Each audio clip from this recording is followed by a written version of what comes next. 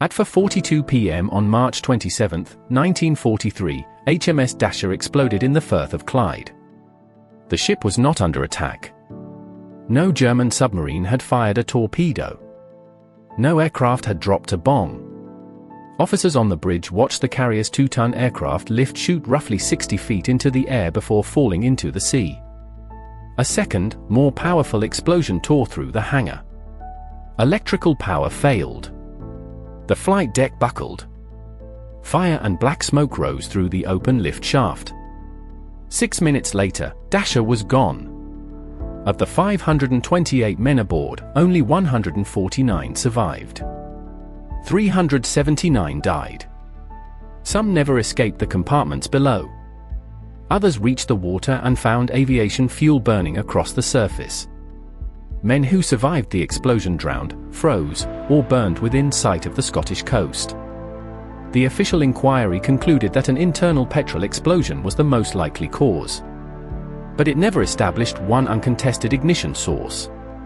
The ship had begun life in Pennsylvania as the merchant vessel Rio de Janeiro. Britain had converted her rapidly into an escort aircraft carrier under Lend-Lease. She carried aircraft, aviation petrol, depth charges, torpedoes, and hundreds of men inside a hull never designed for naval aviation. The central question is not simply what produced the first spark. It is how a working carrier became vulnerable to one, and why the story remained so restricted that many families received only a telegram saying their relatives were missing, presumed lost. The first answer begins with the kind of ship Dasher was. She was not built as a warship. Sun Shipbuilding and Dry Dock Company laid down the merchant hull in Chester, Pennsylvania. The vessel was launched in 1941 as Rio de Janeiro for the American company McCormack Lines. Then the war changed what the Allies needed. German U-boats threatened convoys across the Atlantic. Large fleet carriers were expensive, scarce, and required for major naval operations. Britain needed smaller carriers that could escort merchant shipping, hunt submarines, ferry aircraft, and support amphibious landings. The United States supplied merchant hulls that could be converted quickly. Rio de Janeiro became one of them. Workers added a flight deck, a hangar, an aircraft lift, arresting gear, aviation fuel systems, weapons, communications equipment, and accommodation for a naval crew. The result was HMS Dasher, an Avenger-class escort carrier commissioned into the Royal Navy in July 1942. The conversion solved an urgent strategic problem. It also created engineering compromises. A merchant ship is designed to carry cargo. An aircraft carrier must store highly volatile fuel, move aircraft between decks, contain crashes and fires, ventilate enclosed spaces, protect ammunition, and keep damage from spreading through the ship. Purpose-built carriers integrate those risks from the beginning. Dasher received them afterward. The ship could perform the job. But performing the job was not the same as possessing the protection of a fleet carrier designed around aviation fuel and battle damage. That difference remained mostly invisible while every system worked. Dasher soon entered active service. In November 1942, she joined Operation Torch, the Allied landings in North Africa. Her aircraft supported operations off Algeria. The mission demonstrated why escort carriers mattered. A comparatively small ship could take aircraft into waters where land bases were unavailable and provide protection over an invasion fleet. After Torch, Dasher returned north. In early 1943, she was assigned to convoy duties connected with the Soviet Union. The Arctic route was among the most dangerous supply lines of the war. Ships sailed around northern Norway through storms, ice, darkness, German aircraft, surface warships, and U-boats. Dasher joined the force preparing to escort convoy JW-53. A violent storm damaged her hull before the convoy could complete the mission. She withdrew, sheltered in Iceland, and returned for repairs. The failure to continue with JW-53 did not end the crew's connection to the Arctic. Evidence later established that Dasher's earlier service qualified the crew for the Arctic Star. In 2026, relatives were finally invited to claim the medal on behalf of men who had served aboard. That recognition arrived 83 years after the ship sank. In March 1943, However, Dasher was repaired and returned to work. She sailed to the Firth of Clyde for flying training. The sheltered waters between the Ayrshire coast and the Isle of Arran were crowded with wartime activity. Greenock, Ardrossan, and other Clyde ports supported naval operations, convoys, repairs, training, and rescue services. On Saturday, March 27th, Dasher conducted deck landing practice. Aircraft approached the short flight deck, caught arrestor wires, were moved below or prepared for another launch. The crew handled petrol, weapons, engines, signals, and the tight sequence required to operate aircraft from a small converted carrier. The day appeared routine. At about 4:30 p.m., flying operations ended. Captain Lennox Boswell announced that the ship would return to Greenock and that shore leave would be granted after arrival. The promise of shore leave placed the crew mentally at the end of the day. Men below deck could think about food, sleep, letters, pubs, or time ashore. 12 minutes later, the first explosion struck. The surviving descriptions show how quickly a functioning ship became an unrecognizable structure. The aircraft lift was thrown into the air. The flight deck buckled along the hangar. The engine stopped. The lights failed. The lift shaft became a chimney for smoke and flame. The after end of the hangar burned. The engine room burned. The fleet air arm mess deck was destroyed. Compartments below were plunged into darkness before many men understood what had happened. A second blast followed almost immediately. The exact sequence remains uncertain, but the physical result was clear. Fire, flooding, and structural damage spread faster than the crew could organize a conventional response. Lieutenant Commander Lane went below to assess conditions. On the third deck, he found water already several feet deep. He checked for remaining personnel and returned upward. By the time he reached the upper deck, water was beginning to come over it. That detail defines the available time. Damage assessment was still taking place while the ship was already entering its final descent. Captain Boswell ordered abandon ship. Men tried to reach the upper decks, launch Carly floats, lower boats, or jump from any opening they could find. But Dasher's stern was sinking rapidly. As the bow rose, lifeboats became more difficult to lower. The ship's angle changed beneath the men. Fire and smoke blocked routes. Darkness made familiar compartments impossible to navigate. At 4:48 p.m., approximately 6 minutes after the first explosion, Dasher sank by the stern. Her flight deck rose steeply. Then the ship disappeared almost vertically. 6 minutes is shorter than many lifeboat drills. It is shorter than the time needed to move hundreds of men through narrow internal spaces. It is short enough that survival depends heavily on where a person happens to be when the first explosion occurs. Men on open decks had a chance to jump. Men in damaged compartments often did not. But reaching the sea did not mean reaching safety.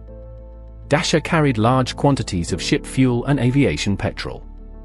The explosions released fuel into the water. Fire spread across the surface around the sinking carrier. Some men entered cold water and surfaced inside burning fuel. Others had to swim through smoke and flame. Clothing absorbed oil and water. Injured men clung to floats or wreckage. The Firth of Clyde was not the open Atlantic, but the water was still cold enough to kill through cold shock and hypothermia. The nearest vessels reacted quickly. The merchant vessels Lithium and Cragsman moved toward the disaster. Lithium recovered 60 survivors.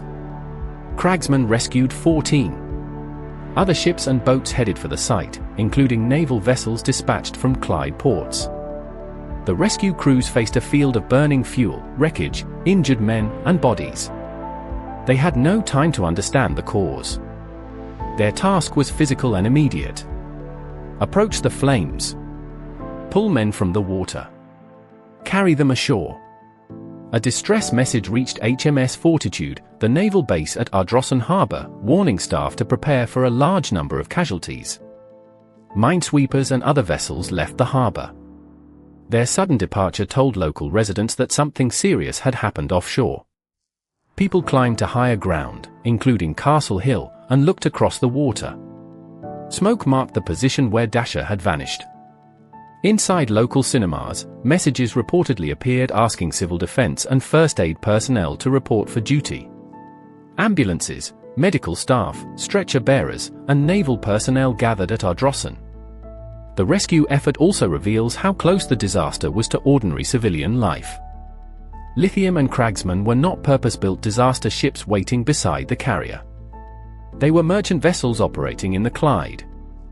Their crews turned toward a burning naval wreck because men were already in the water. Lithium recovered 60 survivors. Cragsman recovered 14. Those numbers are not simply totals. They represent repeated physical acts, bringing a ship close enough to fire and fuel, throwing lines, lowering ladders, reaching for oil-covered sailors, and making room on decks never prepared to receive mass casualties. Naval vessels and boats followed from Ardrossan, Greenock, Brodick, and other points around the Clyde. But Dasher had already disappeared before most could reach the exact position. The ship's 6-minute sinking meant the rescue began as water recovery rather than organized evacuation. On shore, the emergency moved through a chain of visible signals. Minesweepers suddenly left Ardrossan Harbor. Ambulances arrived. First aid personnel were summoned. Local people climbed to Castle Hill and other high ground because smoke marked an event the authorities had not yet explained. The harbor became the point where secrecy and reality collided. The government could restrict newspapers, but it could not hide burned survivors arriving by boat or bodies recovered along the coast.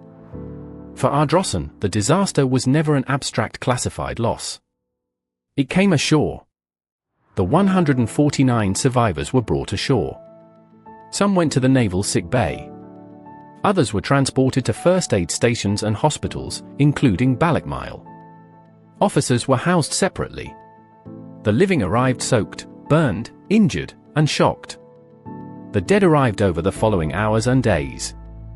Bodies were recovered from the water and along the coastline. The harbor and nearby beaches were restricted and patrolled. The scale of the loss became visible to the communities around the Clyde even before the government allowed the event to become public. 379 men were dead. Only 68 bodies were eventually recovered, according to the Royal Navy's 2026 account. 24 were buried in Ardrossan Cemetery. The rest remained missing or were buried elsewhere after recovery and identification. For many families, there would be no body and almost no detail. What destroyed the ship? The official inquiry began almost immediately. Investigators knew the explosion was internal. No enemy aircraft or submarine had been present. The main suspects were the materials and systems aboard Dasher herself. Aviation petrol was the central danger. Petrol does not need to burn as liquid before it becomes lethal. Vapor can spread through enclosed spaces, mix with air, and ignite from a small spark, hot surface, electrical fault, static discharge, or flame. A converted Escort carrier contained fuel tanks, pipes, pumps, ventilation systems, hangar spaces, machinery, electrical equipment, and areas never originally designed around aircraft operations. Reports and later research pointed to leaks, petrol fumes, and weaknesses in storage and handling. Some accounts suggested smoking or a dropped cigarette in a shaft tunnel. Others considered an electrical spark, static discharge, or an aircraft-related accident. Depth charges and ammunition may have intensified the destruction after the initial ignition. The Board of Inquiry concluded that petrol vapor was the most likely explanation, but the precise ignition source remained unproved. This distinction matters. The broad mechanism is supported. Petrol vapor accumulated and exploded. The exact spark is unknown. The uncertainty created room for later theories, but it did not erase the engineering lesson. Dasher's aviation fuel arrangements were dangerous enough that changes followed the disaster. Other American-built Escort carriers in British service received modifications. The permitted amount of aviation fuel was reduced. Fuel system integrity, ventilation, and handling procedures received greater attention. The United States and Britain could argue about whether construction standards or Royal Navy operating practices carried more responsibility. The reforms show that neither side treated the loss as an inexplicable act of fate. Something in the conversion, equipment, handling, or combination of those factors had made the ship vulnerable. The crew paid the price before the institutions completed the diagnosis. The inquiry's speed became part of the later controversy. A board was convened almost immediately and reached its main conclusion within 2 days. In wartime, rapid findings could be operationally useful. If a carrier had a dangerous fuel system weakness, sister ships needed warnings before they sailed again. But speed also narrowed the investigation. Later campaigners argued that several relevant witnesses were not heard and that known fuel leaks and safety violations deserved deeper examination. The surviving paperwork could identify the probable mechanism without reconstructing every decision that allowed vapor to accumulate. The strongest evidence of institutional concern came after the report. Other converted escort carriers had their aviation fuel allowances reduced. Fuel storage arrangements and handling procedures were altered. The disaster influenced ventilation, petrol system integrity, and operating practice. Those changes do not prove one specific spark. They show what the Navy believed had made the ship vulnerable. If the explosion had been treated as a random accident with no systemic cause, sister carriers would not have required systemic modification. The reforms therefore function as evidence left by the institution itself. The inquiry itself became another source of controversy. It was convened quickly and reached its conclusion within days. Later campaigners argued that important witnesses were not called and that the ship had violated numerous safety regulations before the sinking. John and Noreen Steele spent years interviewing survivors and examining documents. Their work helped keep the disaster in public view and raised questions about fuel leaks, construction, missing bodies, and official handling. Some of their claims remain disputed. The strongest conclusion is narrower than the largest accusations. Dasher was a rapidly converted merchant hull carrying aviation petrol and munitions. The ship suffered a catastrophic internal explosion during routine training. Investigators believed petrol vapor was the likely mechanism. The precise ignition source was never conclusively established. The disaster exposed design and operating risks serious enough to produce changes across similar carriers.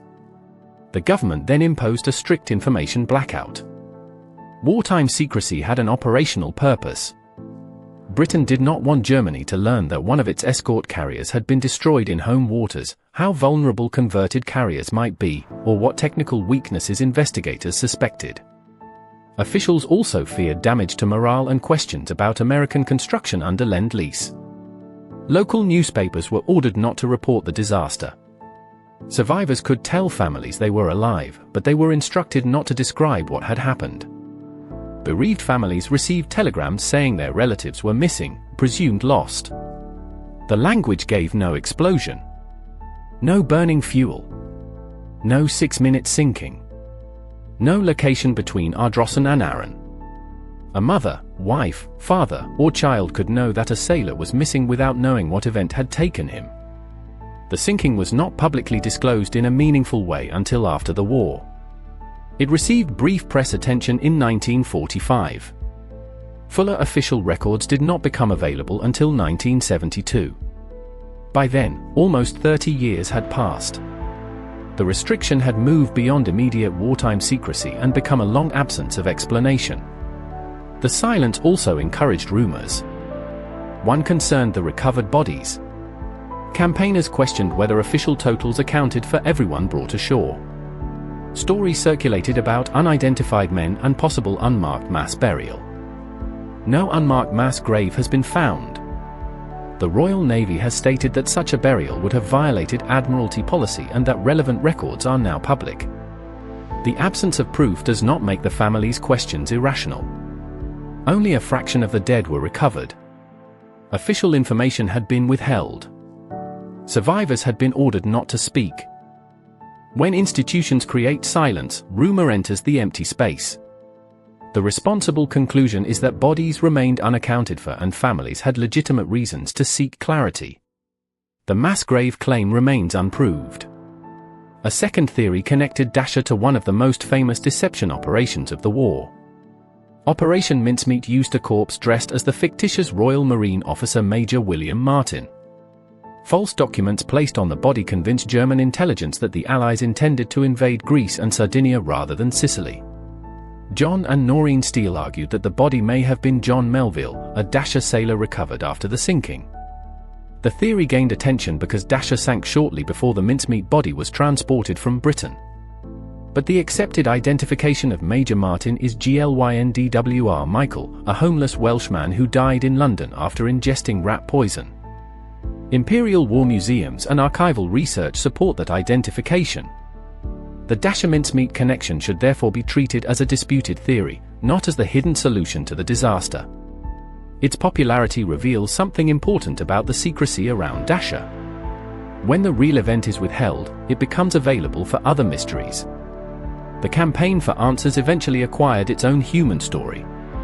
John Steele of Ardrossan and his wife Noreen spent years interviewing survivors, reading declassified material, comparing body recovery records, and asking why the official account left so many families uncertain. Their work did not settle every theory they investigated. It did something more basic. It refused to let the 6-minute sinking be reduced to a casualty figure and a closed file. John Steele died in 2021 without resolving every question about the unaccounted dead. But the research he and Noreen gathered helped move Dasher from local memory into parliamentary debate, books, memorial events, and renewed public examination. The campaigner's persistence explains why the silence matters beyond wartime censorship. Records can be released without families being contacted. Files can become public without becoming understandable. A telegram sent in 1943 does not become a full explanation merely because an archive opens in 1972. Someone still has to connect the names, documents, graves, survivor accounts, and wreck. In the Dasher story, local families and researchers performed much of that work. The ship's wreck remained the most reliable witness. Dasher lies deep in the Firth of Clyde between Ardrossan and the Isle of Arran. The site is protected as a controlled war grave under the Protection of Military Remains Act. The wreck still contains material connected to the men who died. It may also contain oil, ammunition, and evidence of the internal destruction. Non-intrusive surveys have used sonar and remotely operated cameras to document the site without disturbing it. In 2000, divers placed a memorial plaque on the wreck. Each year, local remembrance events connect the underwater grave to Ardrossan, Brodick, the Clyde ferries, cemeteries, survivors' families, and the memorial garden on the waterfront. The modern story changed again in 2026. Historians established that Dasher's crew had qualified for the Arctic Star through their service connected with convoy operations to the Soviet Union. Relatives were invited to claim the medal on behalf of men who had never received it. On March 29, Princess Anne attended the annual commemoration in Ardrossan. She met survivors' families and presented Arctic stars to descendants. The medal did not explain the explosion. It did not identify the missing bodies. It did not undo the information blackout. It recognized service that had been overlooked for more than 8 decades. Dasher's crew were not lost in a famous battle. They were killed during routine flying exercises in protected British waters. The ship had survived combat operations and convoy duty. It exploded after the flying day was finished, after shore leave had been announced, and when the crew believed they were returning to Greenock. The carrier sank too quickly for most systems aboard to matter. The aircraft lift became debris. Electrical power vanished. The boats became difficult to launch. The water burned. The inquiry identified the likely mechanism but not the final spark. The government protected wartime information and left families with almost nothing. The wreck still lies between Ardrossan and Arran. 379 men died without a single enemy shot. The explosion lasted seconds. The silence lasted decades.